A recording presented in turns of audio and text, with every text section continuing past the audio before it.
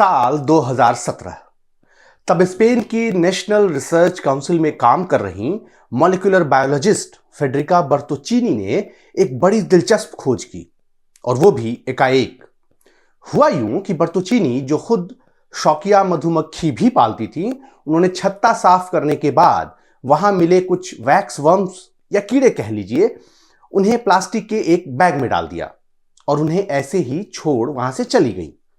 कुछ समय बाद जब वे लौटी तो जो कुछ उन्हें वहां दिखा वो हैरान कर देने वाला था।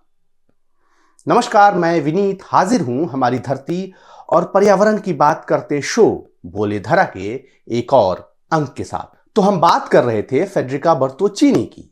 बर्तोचीनी ने देखा कि जिन वैक्स वर्म्स को उन्होंने प्लास्टिक बैग में डाला था उसमें कई छोटे छोटे छेद हो गए हैं और वो कीड़े उससे बाहर आ रहे हैं। उन्होंने और गौर से देखा तो पाया कि जैसे ही प्लास्टिक उनके मुंह के संपर्क में आता वो टूटने लगता था। यह उनके लिए यूरेका मोमेंट था।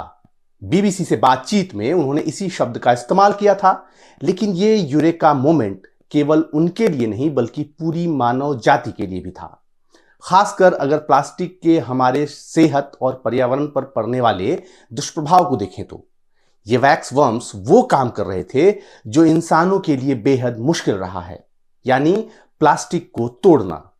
इतना ही नहीं, ये कीड़े प्लास्टिक को ऐसे पचा रहे थे जैसे वो उनका भोजन हो। तो क्या फेडरिका बर्तोचीनी और उनकी टीम ने दुनिया को प्लास्टिक के प्रदूषण से छुटकारा दिलाने का रास्ता खोज लिया था, या कहानी में कोई और ट्विस्ट है? क्या कीड़े पूरी दुनिया में कैंसर की तरह फैल चुके प्लास्टिक प्रदूषण को खत्म कर सकते हैं?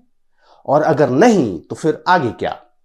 इन सब की बात वीडियो में आगे करेंगे, लेकिन सोचिए, जिस प्लास्टिक का आविष्कार इंसान की सहूलियत के लिए हुआ था, यही आज पर्यावरण के लिए जहर बन चुका है। आंकड़े बताते हैं कि दुनिया में हर साल लगभग 40 करोड़ टन प्लास्टिक बनाया जाता है। इनमें से केवल 9-10% ही रिसाइकल हो पाते हैं। बाकी प्लास्टिक जमीन में दबा रहता है, नदियों के रास्ते समुद्र की गहराइयों में पहुंचता है, या फिर जलकर हवा को जहरीला बनाता है। यानी तरीका कोई भी हो, प्लास्टिक को खत्म करना मुश्किल होता है। दुर्भाग्य देखिए कि प्लास्टिक के इतने नुकसान को जानते समझते भी धड़ल्ले से इसका इस्तेमाल जारी है। संयुक्त राष्ट्र की चेतावनी है कि अगर हालात नहीं बदले तो आने वाले दशकों में प्लास्टिक प्रदूषण जलवायु संकट जितना बड़ा खतरा बन जाएगा। प्लास्टिक की समस्या कितनी भयावह होती जा रही है, इसे ऐसे भी समझिए कि मौजूदा रफ्तार रही तो 2050 तक समुद्र में वजन के मामले में मछलियों से ज्यादा प्लास्टिक होगा। हर साल करीब 1 करोड़ टन प्लास्टिक समुद्र में जाता है। हर साल 10 लाख से ज्यादा समुद्री जीव प्लास्टिक की वजह से मर जा रहे हैं। इसमें कछुए से लेकर तमाम तरह की मछलियां और दूसरे जीव शामिल हैं। मछलियों के पेट में माइक्रोप्लास्टिक मिलने की बात सामने आ चुकी है, और सोचिए कि यही आपके प्लेट तक भी पहुंचती है।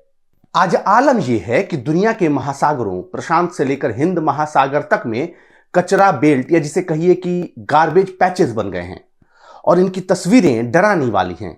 कुछ तो काफी बड़े हैं, मसलन ग्रेट पैसिफिक गार्बेज पैच। यह उत्तरी प्रशांत महासागर में हवाई और कैलिफोर्निया के बीच में है और लगभग 16 लाख वर्ग किलोमीटर में फैला है, यानी भारत से भी बड़ा। यह दुनिया का सबसे बड़ा समुद्री प्लास्टिक कचरा क्षेत्र है। यहां करीब 1.8 ट्रिलियन प्लास्टिक टुकड़े हैं, जिनका वजन करीब 80,000 टन होगा। ऐसे ही नॉर्थ अटलांटिक गार्बेज पैच भी है, अमेरिका और यूरोप के बीच। यहां यूरोप, अमेरिका और अफ्रीका से आने वाला कचरा जमा होता है। इंडियन ओशन में भी गार्बेज पैचेस हैं। प्लास्टिक के साथ समस्या यह है कि यह टूटकर भी खत्म नहीं होता, माइक्रोप्लास्टिक में बदल जाता है। यानी प्लास्टिक के बेहद छोटे कण, इतना छोटा कि आंखों से दिखे नहीं लेकिन शरीर में घुस जाए। माइक्रोप्लास्टिक के इंसानी फेफड़ों, खून और यहां तक कि मानव प्लेसेंटा में भी मिलने की बात सामने आ चुकी है। रिसर्च बताती है कि ये हार्मोन सिस्टम बिगाड़ सकता है, कैंसर का खतरा बढ़ा सकता है, इम्यून सिस्टम को कमजोर कर सकता है। यानी दूसरे शब्दों में प्लास्टिक अब सिर्फ पर्यावरण नहीं, इंसानी स्वास्थ्य का भी संकट बन चुका है।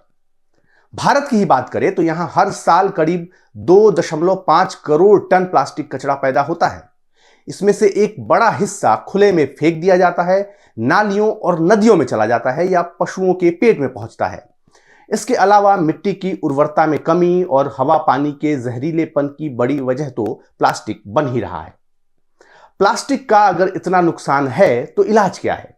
और जिन कीड़ों का जिक्र हमने वीडियो के शुरू में किया था, क्या वे हमें इस समस्या से छुटकारा दिला सकते हैं? क्या कीड़े दुनिया भर में पैदा होने वाले प्लास्टिक कचरे को खा सकते हैं? असल में कुछ खास प्रकार के कीड़ों द्वारा प्लास्टिक खाने से जुड़ी रिसर्च अब भी अपने शुरुआती स्टेज में है। 2022 में अफ्रीका में एक और कीड़ा पाया गया जो प्लास्टिक खाने में दिलचस्पी दिखाता है। अब तक के रिसर्च में यही सामने आया है कि ऐसे कीड़ों के शरीर में मौजूद कुछ खास एंजाइम, खासकर सेरेस और डेमेटर, ये प्लास्टिक की मजबूत संरचना को तोड़ सकते हैं। तो क्या किया जाए? क्या इस तरह के कीड़े दुनिया भर में छोड़े जाएं? तब तो संभव है कि प्लास्टिक खत्म करने के चक्कर में कोई दूसरी ही चुनौती सामने आ जाए। इसलिए वैज्ञानिक इन कीड़ों में पाए जाने वाले खास एंजाइम्स को लैब में कॉपी करके और बड़े पैमाने पर इस्तेमाल करने की कोशिश कर रहे हैं। लेकिन एक्सपर्ट ये भी कहते हैं कि प्लास्टिक के कचरे को खत्म करने का ये कोई जादुई समाधान नहीं है, लेकिन कुछ मदद जरूर मिल सकती है। कुल मिलाकर देखिए तो प्लास्टिक खाने वाले कीड़े हमें उम्मीद तो देते हैं, लेकिन आखिरकार जिम्मेदारी हमें ही उठानी होगी। अगर हमने प्लास्टिक का इस्तेमाल कम नहीं किया, सही तरीके से रिसाइकल जैसे विकल्प पर काम नहीं किया और सिंगल यूज प्लास्टिक से दूरी नहीं बनाई, तो समस्या बढ़ती ही जानी है, ये तय है। आज के वीडियो में इतना ही। आपको कैसा लगा कमेंट करके बता सकते हैं। हमारे चैनल पर पहली बार आए हैं तो सब्सक्राइब करना नहीं भूलिएगा। अगले अंक में फिर होगी मुलाकात। नमस्कार।